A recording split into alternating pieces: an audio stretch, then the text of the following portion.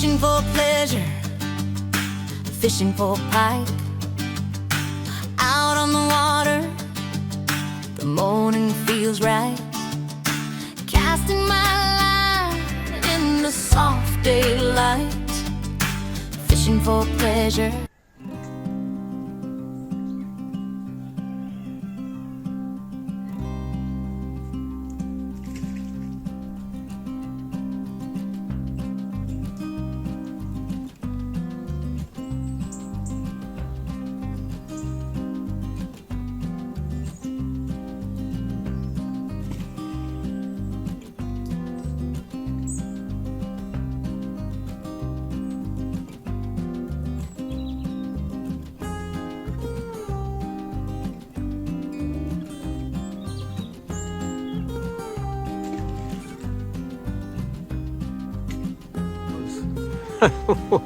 Head on the chopping block disaster time 5-10 minutes ago.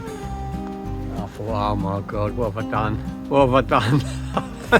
Well, good morning troops, another day, another drain. And hopefully today we're going to turn disaster into success, because we've had, what a morning we've had. Got up nice and early, before it got light, long before it got light. Look, I'm only just fishing, it's well light. Missed about 2 hours of my day, and I've only got a day, so that's a disaster straight away. I was setting off for the middle level, hopefully to continue my quest for a £30 out of there. I set off, I was driving about 20 minutes, got to the A17, and all of a sudden I got a warning. Roadworks, A17 is closed. Now, if I'd known beforehand, I would have set off even earlier and done my 20-minute, half-hour detour. But on a day session, a 1 hour, 20-minute journey, all of a sudden turning out to be a 2-hour journey. That's eating up your day session. You know, I have done it. You know, I have driven two hours for a day session before. But at middle level, I want to be there for the first light, for the morning feed. I've got to be there for that. So I thought, oh, jigger. What am I going to do? So I've done a U-turn, went up to the Whiffham, went to my club stretch, unfishable. The whole stretch is just still looks like a snooker table. There are a few patches. I reckon maybe I could have got one baited rod in a gap or in a hole in the weed. But that weed moves, you know what I mean? So that was a club stretch, jiggered. I drove back down, the free stretch was clear. Now, ordinarily I would fish it on a short session, or even a day session, I would fish it. But all that stuff upstream that was preventing me from fishing the club stretch is going to flow down into the free stretch at some point during that day. So that would have ruined my day as well. So I drove around here to one of my club Boston District's drains. So I'm out, I'm fishing, I've got 3 rods, I've got paternostered smelt, I've got half a roach far bank, and then in the left hand side of the swim I've got a whole sardine. I'm fishing that whole sardine. There's a static dead just off some overhanging trees. So I've got my roach on the far bank along the reed line, and the right hand rod I've got paternostered smelt, and that is just underneath an overhanging willow. So it's a feature pack swim. It's a swim I've wanted to fish for a long time, believe it or not, for carp. Whether they're still in there or not, years ago, it used to be a good little section. The carp used to congregate here in the summer. I'm hoping that the silverfish, I have seen silverfish topping. Someone has been fishing it in the summer, you know, it has been raked. So I'm hoping that the silverfish is here, and if the silverfish are here, the pike will be here. It's at the moment the drain is backfilling again, so it's flowing upstream. So I've got a nice clear swim. I've got no detritus, no debris on the surface at all really. So I've got my baits out. Felt like a good drop on them. We'll see when we reel in after half an hour for a recast how clean them baits come back, because that's also important when you're fishing on a drain. You don't want your bait masked by a whole clump of weed. The pike won't find it. They'll find it through the scent, but you want it out there, visible, noticeable. But yeah, so hopefully today turning disaster into success. Morning troops, welcome back to the channel. If it's your first time here, welcome to the channel, and hopefully we'll catch you some pike today. There's the left hand rod, the whole sardine, static dead. That float is sitting out the water a bit. I'm going to have to adjust the stop knot on that one. As always, I guesstimate it first thing, get my gear out, get baits in the water for first light, although it wasn't really first light when I got here, it was already light. But so yeah, so you've got the overhanging tree there. Far bank, you've got all those reeds. So I can explore the whole far bank. There. And then the right hand rod, see the willow. I got my pattern rusted rig just off that. Right, let's draw a breath, sit back, relax, and wait for the action. Well, just lost one on the trebles and just nailed one on a paternostered roach. It's not big, it doesn't feel big, it's definitely not big. It's keeping very low. Gotta watch yourself under these trees. That's a jack. Ooh, that pulled back a bit.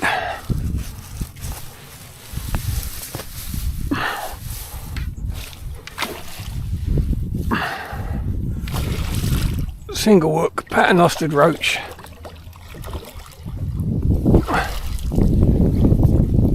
A smaller net would have been better, but oh. Well, we're off the marker. I've just bemoaning the fact that I lost one on the treble. I didn't lose it, I struck into thin air.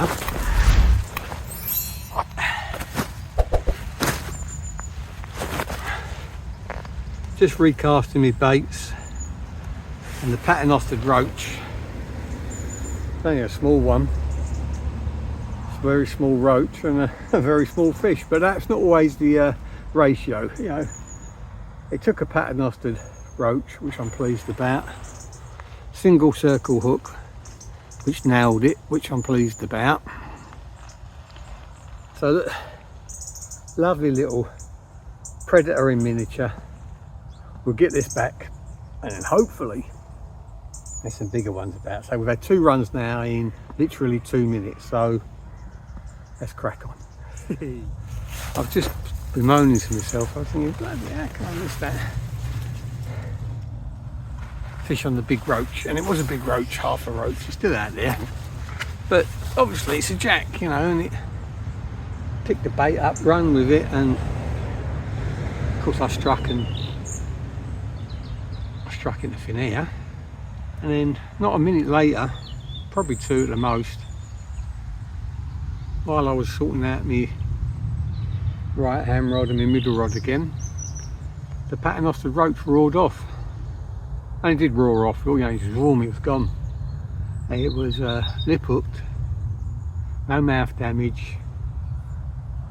A lot of people say that single hooks cause some mouth damage, but I've not seen it yet, not in 3 years of using them. If I did, I'd be the first to say. You know, I ain't not trying to convert anyone, I'm just trying different methods, different presentations, trying to move the sport on a little bit, presentation wise, finesse wise, you know. It just goes to show you though, single hook conversion rate is not normally as good as the old trebles, but if that single hook is in the fish's mouth, it, you know, it nails it every time. It's just with the bigger baits, there's not always a guarantee that that hook is in the pike's mouth when you wind down. So we're up and running. Let's get this tangled mess out of me, my big landing net. I've moved my small landing net over to the left hand side where I'm fishing paternoster style, and hopefully we nail a few more. Let's crack on.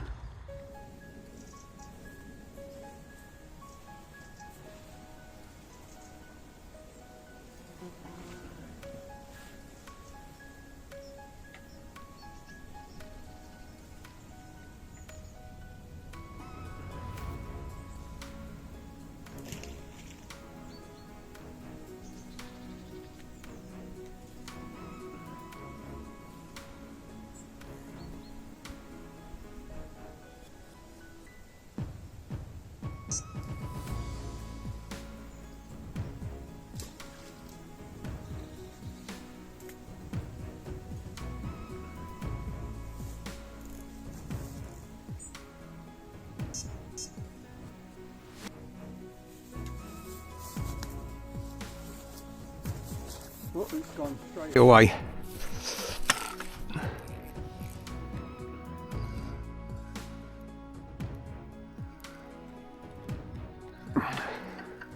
That went straight away. So you see, that's the bent. Oh, it's come off.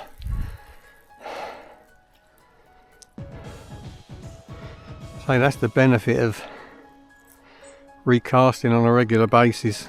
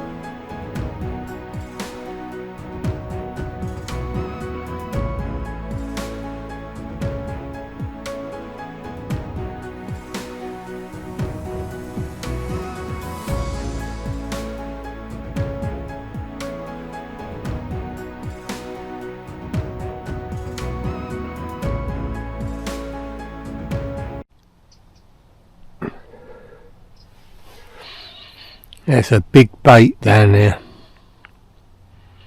Thing's just picked it up, but obviously it was too big for it to take. There it goes. That's what you call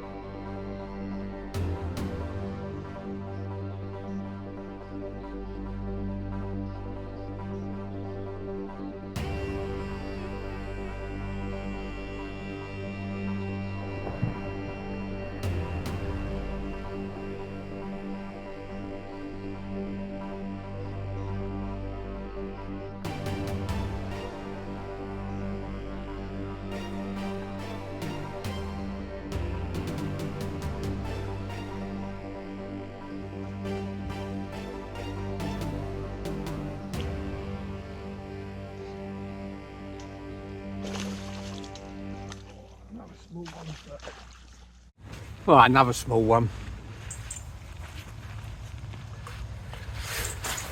But I mean, it really got a little bit of mouth damage from someone spinning, I think. But it really did wolf down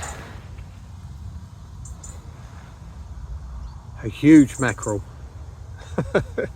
8-inch mackerel gone. Greedy little kid, but it is a kid. Let's get it back, see if his mama or papa's out there. Hopefully. Wow. I said this morning it was a disaster, and it nearly was Head on the chopping block disaster time 5-10 minutes ago. I was just sitting there quite comfortably. Environment H, the bailiff came round. I don't mind. I'm one of these people that moans about it being checked. I don't mind being checked, you know what I mean? They're out there patrolling. I'm happy as a fanboy. Anyway, had a chat, showed him my licence. Away he went happy. Sat down, just went to do something. No wedding ring. I thought, oh my God, what have I done? What have I done? It ain't falling down the Pike's gullet, has it? That Jack's swimming away with a 22 carat wedding band down his gullet. Oh dear. So panic stations, I was checking my sling, my unhooking mats, my landing net. No, I couldn't find nothing. Consigned it to, I've lost it. I was going to have a look in the water, see if it was there, if I dropped it in there. It's like, because I've lost a bit of weight recently, so I was wondering, as it slipped off my finger when I was returning the Pike, so I've gone down there, had a good look in the water, nothing. Now I'm sitting here. How do I pluck up the courage to phone her and tell her? And then I was just sat there and I looked over at my unhooking station, and it was a bit up messy. You know, the unhooking tools and the wire snips and everything were a bit. So I thought I'd tidy them up and then I'll give her a call.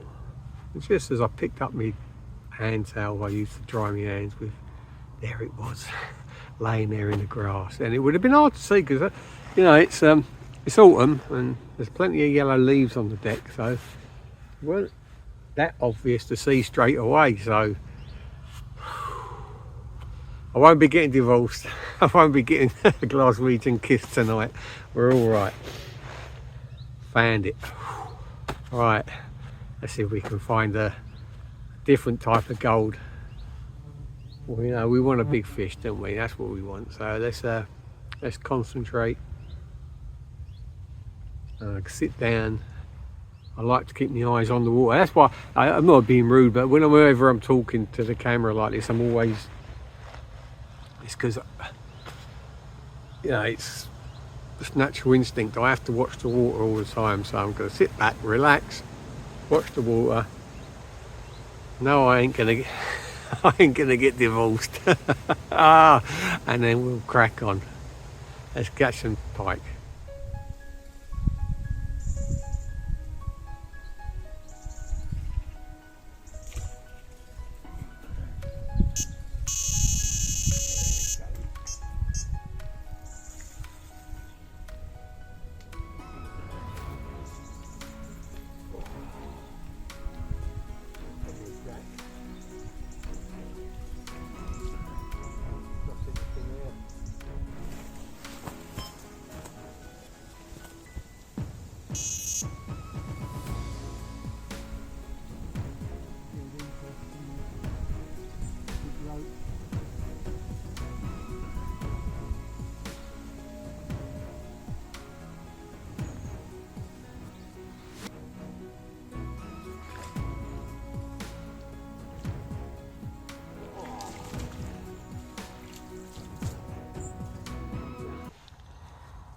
Well, troops, as you can see, it's dark here now, and we had a run about 6:15, 6:20, electric, just flew off like you would expect your carp rod.